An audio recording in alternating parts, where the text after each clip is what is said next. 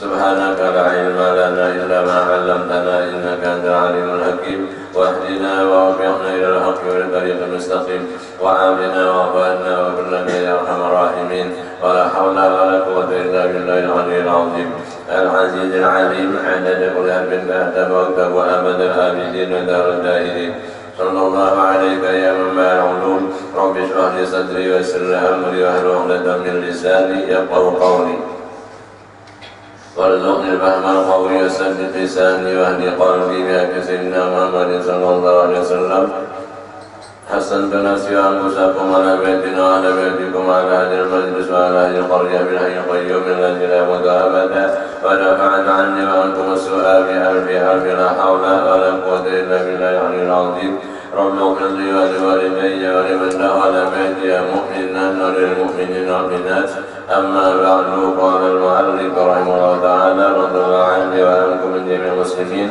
وقال رضي الله عنه ونفعنا به وبعلومه في الدارين آمين. Segala syarat sah sembahyang yaitu 8 perkara. 8 perkara ini syarat bagi sah sembahyang. Lalu apakah 8 ini pasti ada atau pasti tiada? Pertama, suci daripada 2 hadas. Jangan ada hadas kecil dan jangan ada hadas besar. Lalu untuk mendapatkan suci dari 2 hadas ini, hadas kecil dihilangkan dengan berwudu dan hadas besar dihilangkan dengan mandi wajib. Sudah selesai berwudu, sudah selesai mandi wajib, berarti diri orang itu suci daripada 2 hadas. Baru dapat 1 syarat daripada sah sembahyang. Kedua, suci daripada najis pada badan. Kain, pakaian dipakai pada badan untuk sembahyang. Dan tempat yang diperlukan sembahyang untuk meletakkan anggota tubuh atau seluas kita duduk antara 2 sujud, duduk waktu tahiyat awal dan tahiyat akhir, memerlukan tempat itu suci. Maka ini syarat kedua, jangan ada najis pada badan. Kalau masih ada, itu menghalang bagi sahnya sembahyang. Sebab syaratnya jangan ada najis pada badan, jangan ada najis pada kain atau pakaian. Sekiranya waktu sembahyang mendatang najis, namun najisnya kering karena di pakaian sembahyang, cepatlah ditolak, dihindarkan. Itu masih sah sembahyangnya, karena seketika jatuh najis, sedangkan najisnya tidak melekat pada pakaian atau pada badan, cepat dihilangkan, tidak ada meninggal bekas najis, karena najisnya kering bukan basah, maka itu masih sah. Tempat yaitu yang diperlukan waktu duduk atau meletakkan anggota tubuh ketika sujud. Sekiranya ada najis di hadapan perpintangan dengan bagian dada waktu sujud, itu sah sembahyangnya, karena tempat perpintangan dada itu bukan tempat yang disyaratkan suci. Cuma hukumnya makruh sembahyang kepala perpintangan di atas dengan najis. di atas telepon kah para kepala, di atas uang kambu kah para kepala, di seranjang sembahyang sah dan makruh. Keempat, perpintahan dada waktu sujud sembahyang sah dan dapat nilai makruh, mengurangi atau mengurangi pahala sembahyang waktu sujud itu. Jadi karena dikehendaki suci tempat itu, salam bersajadah kada hanya yang kehendaki ketika meletakkan anggota tujuh waktu sujud.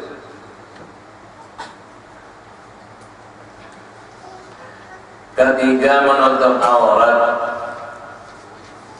Pasti ada pakaian suci untuk menutup aurat. Sekiranya waktu sembahyang datang tiba-tiba angin bertiup membukakan bagian aurat, kalau dengan segera ditutup kembali itu masih dapat hukum syarat menutup aurat, jadi masih sah. Kalau dibiarkan sehingga terbuka aurat dalam sembahyang itu kurang syarat sah, berarti kada sah sembahyangnya.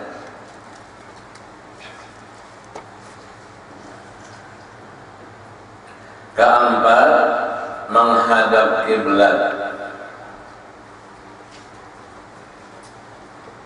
Kada kawat bahwa jihad kiblat sembahyang fardu pasti sebelumnya mengenal jihad kiblat dan kalimat masuk waktu.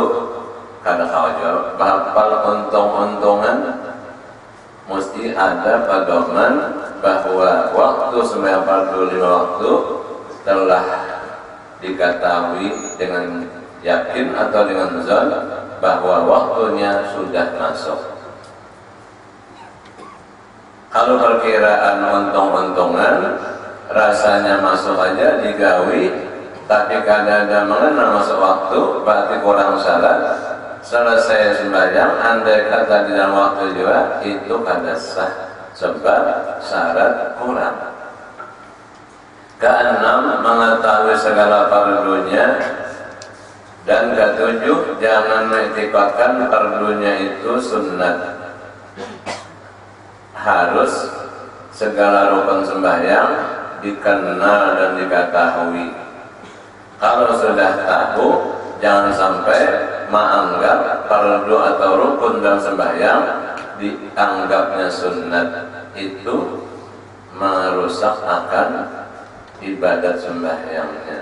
Sebab syarat sah sembahyang mengetahui segala rukun sembahyang atau dengan kata fardu sembahyang, yaitu 13 rukun sembahyang.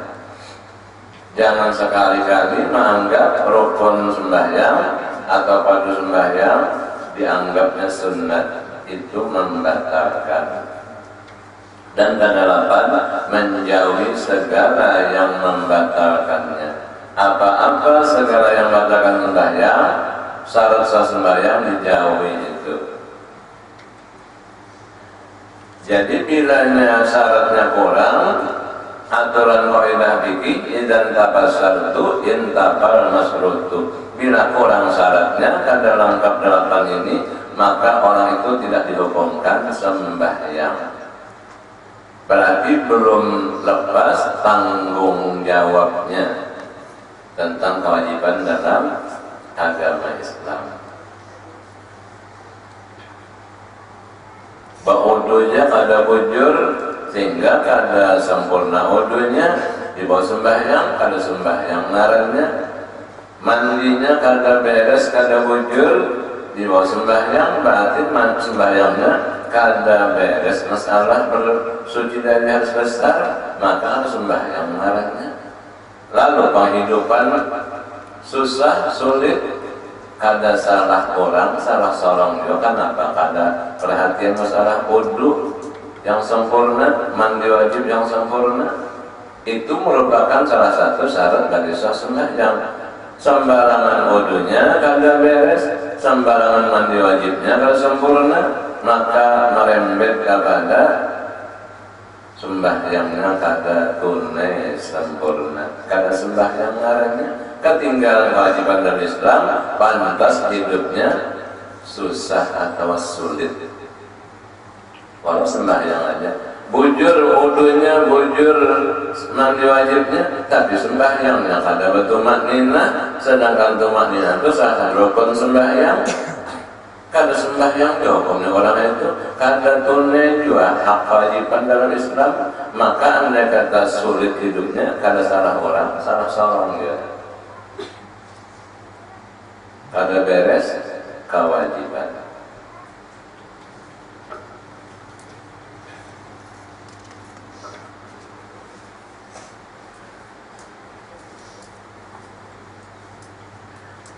Selain apa? Kada sah sembahyang, kada terangkat ada sebesar ada kecil, malahan haram sembahyang kada berwudu, haram sembahyang kada mandi wajib. Lamun banyunya siap ada, lengkap, tanah yang untuk tayamum juga ada. Kalau ketiadaan air, ketiadaan tanah, masih dituntut wajib sembahyang. Apa? Seadanya wudu kada, mandi wajib kada, dikarenakan banyunya kada ada, tanahnya kada ada. Misalnya apa? Tiba-tiba dikejar oleh binatang buas, serigala, macan, jadi menyelamatkan diri naik ke atas pohon.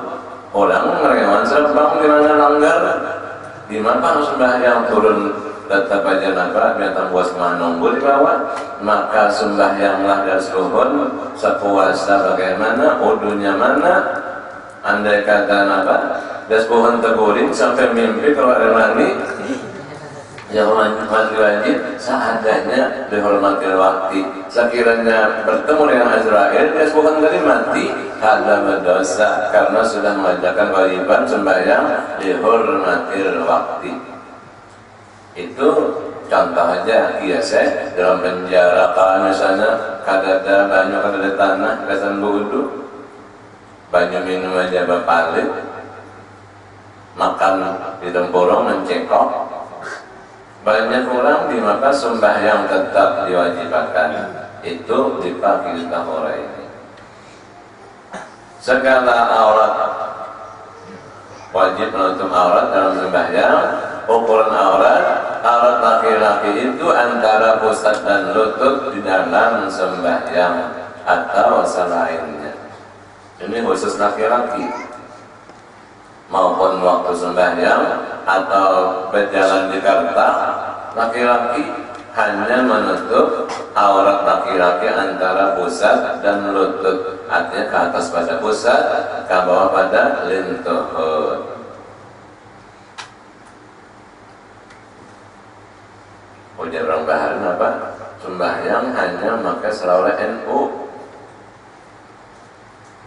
yang berjalan di pinggang das pusat dan ukurannya di bawah pada lutut. Di bawah sembahyang sudah jatuh sah. Selawarnya suci daripada najis, tempatnya suci, badannya suci. Padahal yang ditutup cuma aurat yang terbatas pusat dan lutut, sudah sah. Dan aurat perempuan hurrah artinya perempuan merdeka di dalam sembahyang. Nah ini pembinaan khusus aurat dalam sembahyang, bini-bini merdeka sekalian badannya sebukan awak dalam, cuma diistimewakan selain daripada muka dan telapak tangannya. Wajib mukanya dibuka dan telapak tangannya dibuka. Sama aja bini-bini waktu ihram umrah atau ihram haji, seluruh badannya selain muka dan dua telapak tangannya.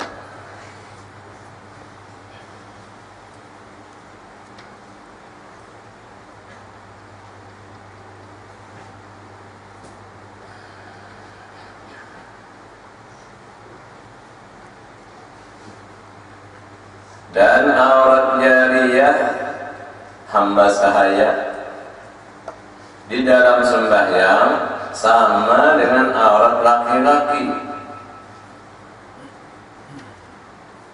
Daripada rendah nilainya apa? Hamba sahaya walaupun jariyah budaknya nih, budak perempuan, auratnya hanya antara pusat dan lutut. Jadi murah benar kan? Harganya kira-kira ada orang kepingin hendak mengawinnya lah dikaletak. Kenapa? Babukaan aja dadanya hanya pusat sama tutup. Babukaan aja telur batisnya hanya lutut sama tutup. Berarti mau ada penampilan di layar TV tak? Banyak banyak jariah lah. Terbuka sebelah dadanya, sebuka sebelah batang pahanya. Potongan pakaian zaman sekarang, zaman modern. Modern artinya memutarkan benar, membahayakan melawan agamanya. Timbulan ngarannya apa? Budak hamba sahaya, jariah-jariah di TV bebas hanya potongan pakaiannya tadi. Seakan-akan hilang ulama-ulamanya, terutama di ibu kota Jakarta, karena bebasnya penampilan di TV-nya.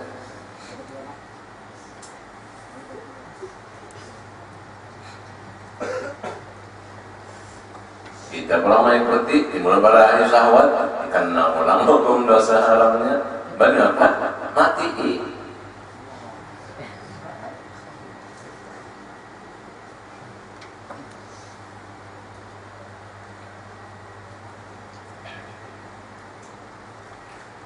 Dan aurat perempuan hurrah, artinya perempuan merdeka, dan jariyah pada orang halal, arti orang halal tak laki-laki yang boleh nikah dengan dia sekalian badannya.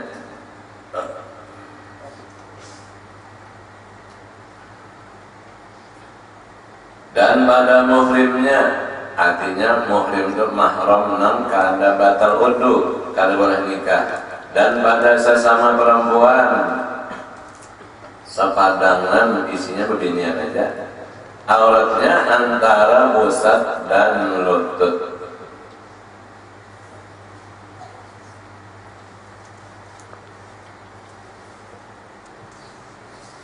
Nah, ini aurat perempuan merdeka. Kalau terhadap mahram dan sesama perempuan cuma antara pusat dan lutut.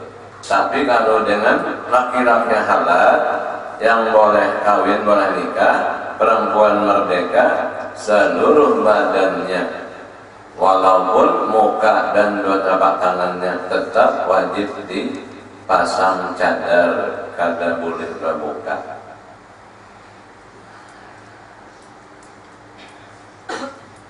Kecuali bagi orang yang menkhitbah, ingin untuk meminang, boleh memandang pada wajahnya dan pada dua telapak tangannya. Bagi yang tidak berkepentingan, sebukuan badan perempuan merdeka, aurat bagi laki-laki halal di luar sembahyang. Adapun jariyah atau perempuan merdeka dengan mahramnya juga, termasuk mahramnya jariyah nabata patuanannya, mahram nang kada batal wudu dan kada boleh nikah, maka bagaikan aurat laki-laki antara pusat dan lutut. Adapun yang dikehendaki aurat di sini ialah anggota tubuh yang diharamkan pada agama membukanya jika kelihatan di luar sembahyang. Ada semuanya nomor satu di bawah jika kelihatan di luar sembahyang. Nah, haram menurut Islam membuka anggota tubuh bila di luar sembahyang.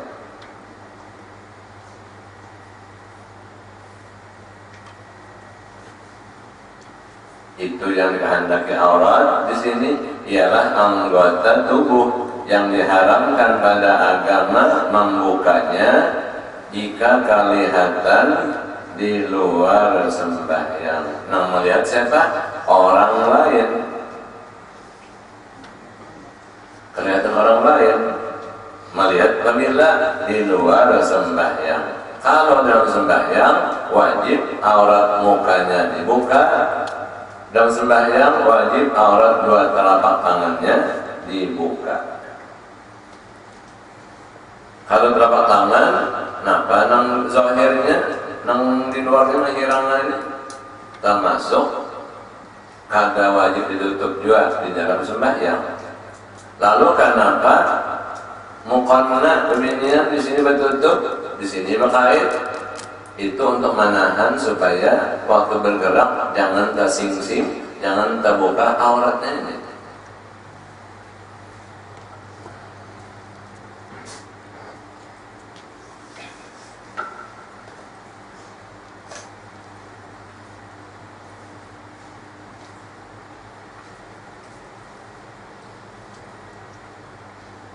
Bersalahan di dalam sembahyang sekalipun tidak dilihat orang lain, walau keadaan melihatnya, nah itu terbuka muka dan dua telapak tangannya. Segala rukun sembahyang yaitu 13 perkara. Lalu di maka aurat babinya ini maka kita bisa bini, kita bisa anak babinya nang bujang-bujang. Bapaknya turun ke Kartak keluar dari rumah, jadi tutuplah aurat secara wajar. Yang sekarang dikehendaki pakailah busana muslimah, dan keluarnya itu bila mana hajat perlu, namun kada perlu banyak di rumah aja begini. Itu kurang-kurang juga dosa membuka aurat di tanah umum. Namun pakaian wajar aja, pakaian busana muslimah, pakai jalbab menutup kepala, menutup pinggul dan menutup tangan, menutup kaki. Nah itu wajar dan kiranya kadang menimbulkan, kadang mengundang fitnah. Lamunnya bebas, kalau dari rumah pakaian bebas, nah kasihan dirinya, kasihan lakinya, kasihan kuitannya, orang tuanya. Kenapa? Karena mendidik anaknya. Masalah aurat wajib ditutup. Masalah haram membuka aurat di tengah umum seperti keluar pada rumah. Jadi bini-bini itu wajib lakinya mulakan kurungan. Bila laki-laki anak berbini wajib mulakan kurungan. Nah, tak kurungannya rumah. Dan pulang ditinggalin nasihat pendidikan agama. Ikam jangan banyak keluar, bisa keluar kecuali berizin, dan itu pun hajat seperlunya. Tanpa izin laki haram aja bini-bini itu keluar rumah. Sebab rumah tuh laki mengulakan. Sekehendak kalau meninggalkan kurungan laki tadi berdosa aja kan. Jadi kita ini banyak benar dosa kesalahan. Menghadap menambahi pulang umat tahan kalau siksaan. Jadi buahnya mengeja laki mempelajari dan mendidik, banyak bini itu napa di rumah aja, bisa keluar beizin laki atau bersama-sama laki, dan keluarnya pun secara wajar pakai busana muslimah.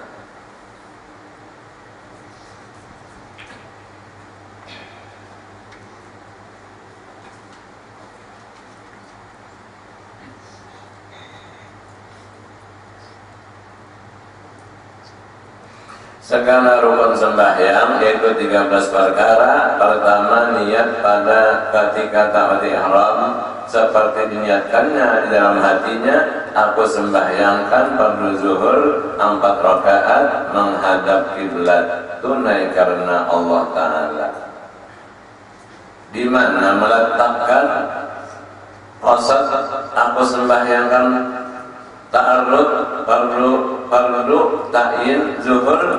Nah, aku sembahyangkan fardu zuhur ma'andaknya di dalam takbiratul ihram lafaznya Allahu Akbar. Allahu Akbar, di situ di hati timbul dorongan bangkit, dorongan sengaja aku sembahyang fardu zuhur. Masalah hitungan 4 rakaat, masalah menghadap kiblat, meletakkan tunai karena Allah Ta'ala, walaupun tak keluar daripada takbir Allah Akbar sudah dibilang sah.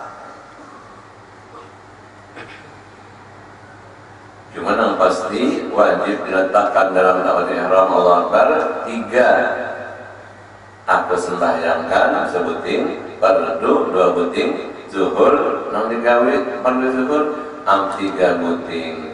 Dan kecuali berjamaah sembahyang fardu Jumat, nah imamnya wajib menyatakan menjadi imam dalam Allah Akbar.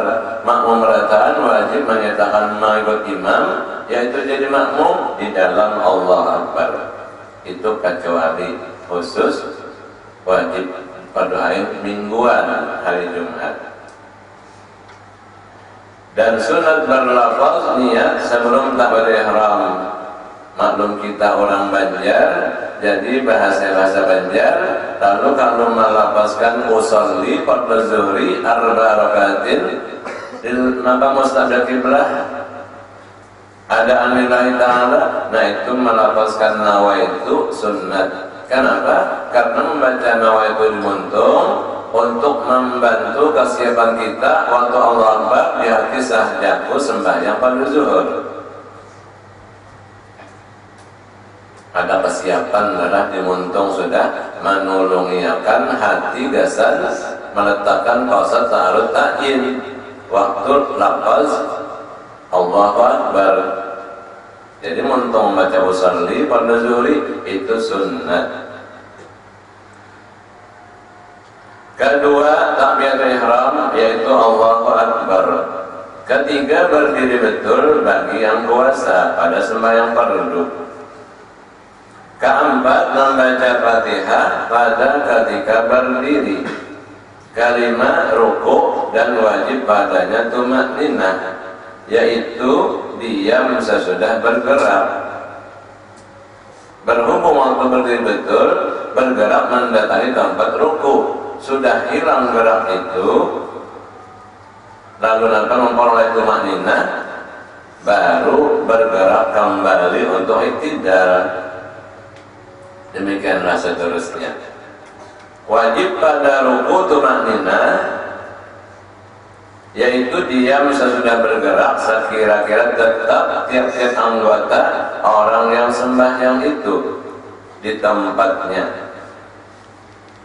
Tidak ada gerak waktu sampai kepada ruku, hilang gerak, sekadar membaca subhanallah, hilang gerak, gerak mendatangi tempat ruku tadi. Baru timbul gerak berikutnya untuk rukun keenam, ya tidak, yaitu kembali berdiri jika sembahyang berdiri. Dan wajib padanya tumakninah, sudah dijelaskan cara tumakninah. Ketujuh, sujud 2 kali dan wajib padanya tumakninah.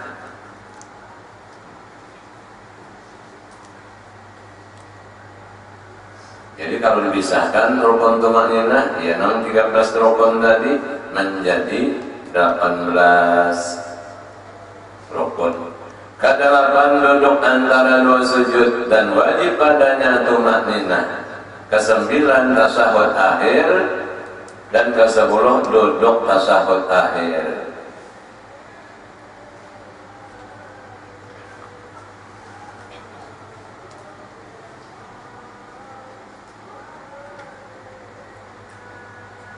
Ke-11 salawat atas Nabi sallallahu alaihi wasallam. sambungan daripada tahiyat akhir membaca sholawat atas Nabi Sallallahu Alaihi Wasallam. Ke-12 salam yang pertama dan ke-13 tertib dengan segala rukunnya.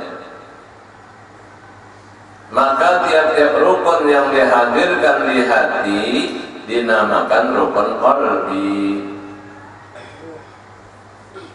Aku sembahyangkan pada zuhur tadi, bila diletakkan di hati, itulah rukun qalbi.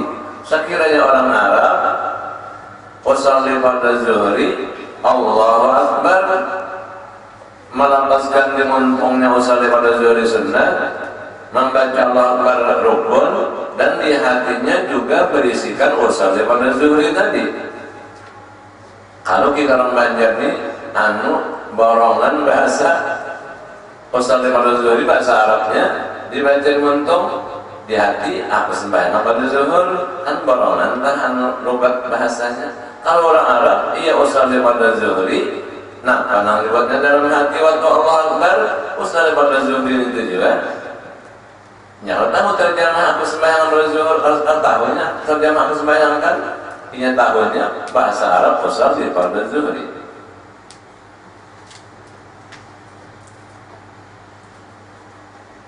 Dan tiap-tiap yang dibaca dinamakan rukun qauli. Apabila bagian rukun qauli, kita wajib membaca dengan lidah yang sehat dan normal, wajib telinga kita mendengar. Lamun kada didengar telinga, keadaan suasananya sehat dan normalnya, kada gangguan tumbul bunyi apa, wajib telinga kita mendengar rukun qauli. Kalau kada mendengar, orang normal pendengaran bukan tuli, maka kada sah rukun qaulinya.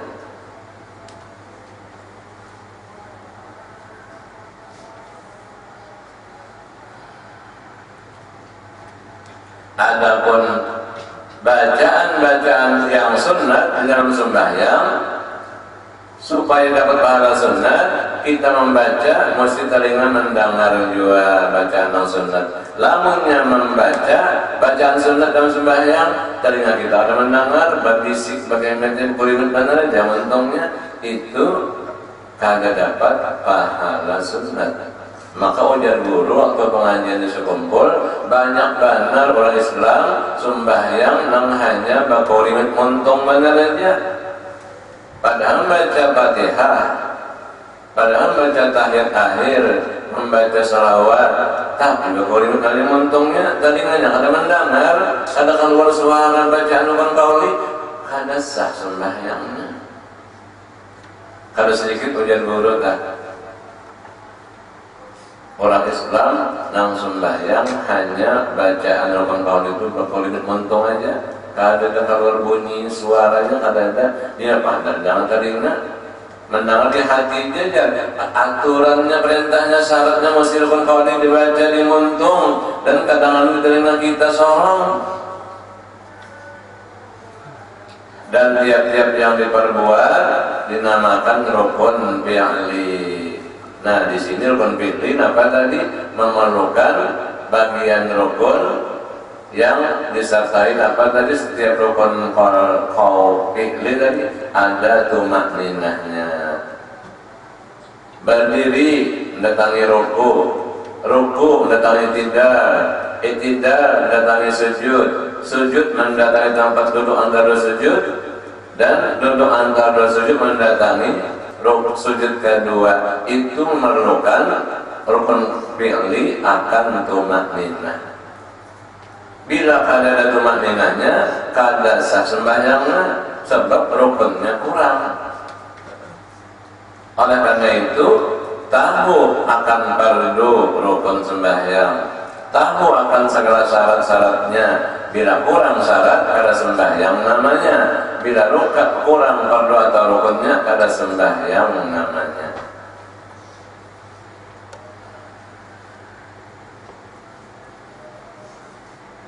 Jadi dasar pertama rukun qalbi, hendaklah pikir kita fokus kepada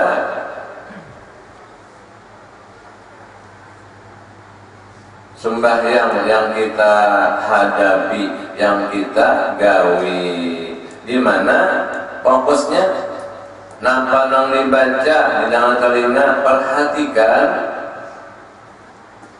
napa nang digawi oleh anggota waktu sembahyang peralihan pun pilih, diperhatikan. Artinya tuntung sebuting ini napa ulang sambungannya, tuntung napa ulang sambungannya, sehingga bersambung nang dibacanya itu diperhatikan, bersambung nang digawi itu diperhatikan, maka itu saya mendapat nilai qad aflaha man tazakka, qad aflahal mu'minun alladzina hum fi salatihim khashi'un. Itu sekurang-kurang khusyuk bagi kita orang awam. Jangan meleset perhatian, ingatan, hanya fokus dalam bacaan dan peralihan-peralihannya, gawian dan peralihan-peralihan gawian itu diperhatikan dari awal. Sudah sengaja sembahyang dari pada zuhur sampai ke tuntung, maka itu termasuk dalam golongan orang yang dibilang khusyuk di dalam sembahyangnya. Cuma cepat banget lengah, cepat hilang tak lain pikiran, perhatian, boleh kakan ulang ke asal tujuan. Lamun dilarutakan, larut benar pikiran itu apa? Larut benar keluar pada ruangan sembahyang itu. Makanya di antara sembahyang khusyuk, kalau tahu siapa yang sebelah kanannya, siapa yang sebelah kirinya, karena otaknya penuh hanya terarah kepada bacaan ini, nah pulang sambungannya, bacaan ini, nah pulang sambungannya, gawin ini, nah pulang sambungannya, terus diperhatikan sepanjang menggawe sembahyang mulai takbir sampai salam. Nah itu teman-teman dapat nilai khusyuk. Itulah kita orang awam. Cuma takut kan cepat dana akan luar lengah, boleh kakan arahnya ulang. Mun dibiarakan larut benar sampai ke Tuhan larut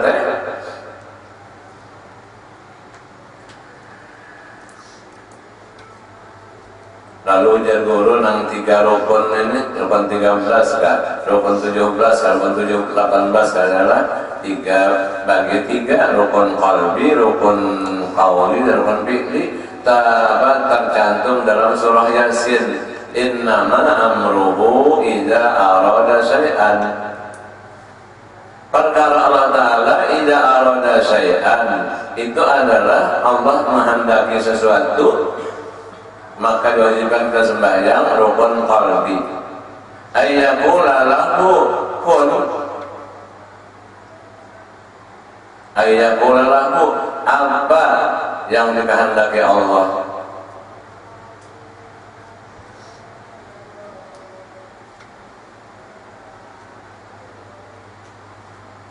Kun. Nah di situ menunjukkan rukun qauli. Lalu apa saja sesuatu bila Allah Ta'ala tentukan, Allah Ta'ala kehendaki jadi, fayakun jadi, maka fayakun itu adalah rukun fi'li. Sedangkan surah Yasin itu kan merupakan bugolnya onta. Onta itu kan binatang yang taat benar, dan ada bugolnya tinggi. Surah Yasin bagian bugolnya, dan di akhir surah Yasin tadi itu kandungan 3 rukun sembahyang dikumpulkan dalam 3 bagian rukun qalbi. Innama amruhu idza arada syai'an, rukun qauli ayyaqula lahu kun, rukun apa? Fi'li fayakun.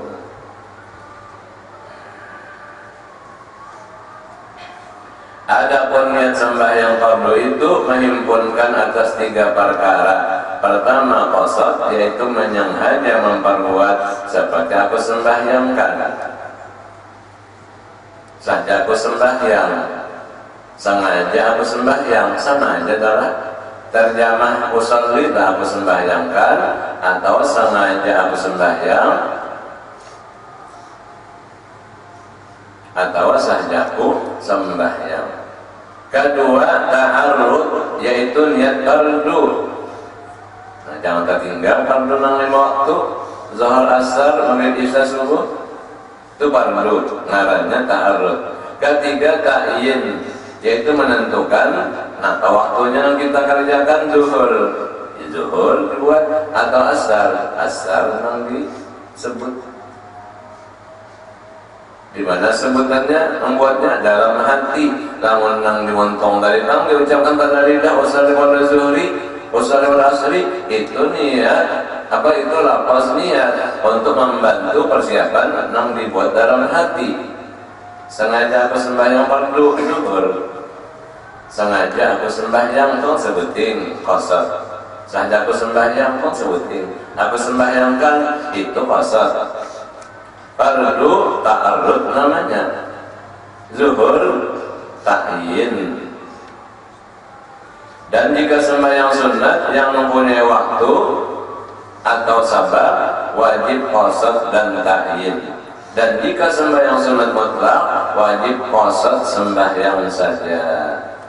Allahu Akbar, saja aku sembahyang.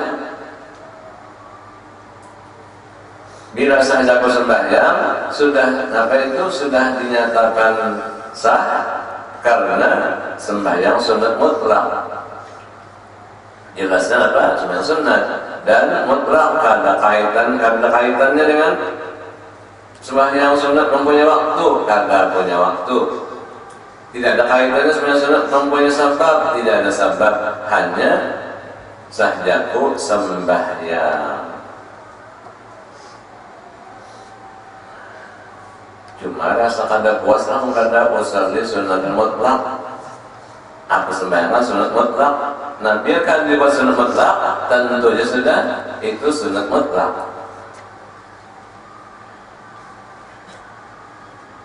Segala syarat takbiratul ihram. Nah, kita membaca Allahu Akbar hendak masuk sembahyang, biar dibaca mulai alif Allahu, sudah masuk dalam sembahyang. Syaratnya 15. Banyak perhatian di waktu memasuki sembahyang. Permulaan masuknya Allahu Akbar dinamakan takbiratul ihram, 15 perkara syaratnya itu. Nah, sampai di situ lah. Nah, kemudian disampaikan malam Sabtu di muka, biasa pelajaran di Darul Ihsan Maghrib, lawan hari Senin di muka ini, biasa pelajaran hari Masar, sementara libur dulu lah. Malam Sabtu di Darul Ihsan, lawan hari Senin di rumah di Masar. Libur kasih lapangan menghadapi dan suasana Idul Adha.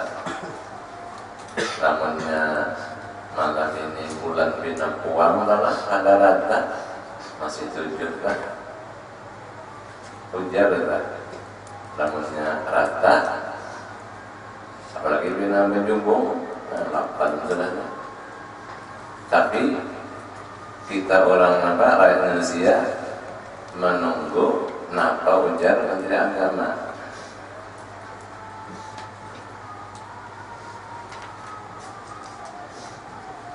Poin ini kan ada, kalau siap langsung di mana, kalau bola di Makkah mestinya ya satu dirinya. Cuma lain, negara Indonesia, negara Arab lah. Jadi kita hitungan falak itu kada apa mau 4 orang di Makkah, beda jam 5-6 jam aja. Jadi kita sini apa? Nafkah karena pengumuman nanti agama hari apa jadwal hari raya Ahad saja. Jadi Ahad tadi lah. Hari Senin terjebur sehari itu. Dan ulun banyak-banyak minta ampun, minta maaf, minta harap dari Allah, pampian pada tahan zahir dan batin. Wallahu subhanahu wa ta'ala. Al-Fatihah.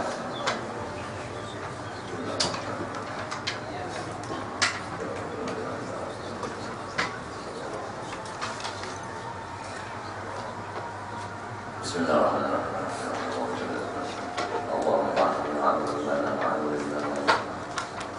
Allahumma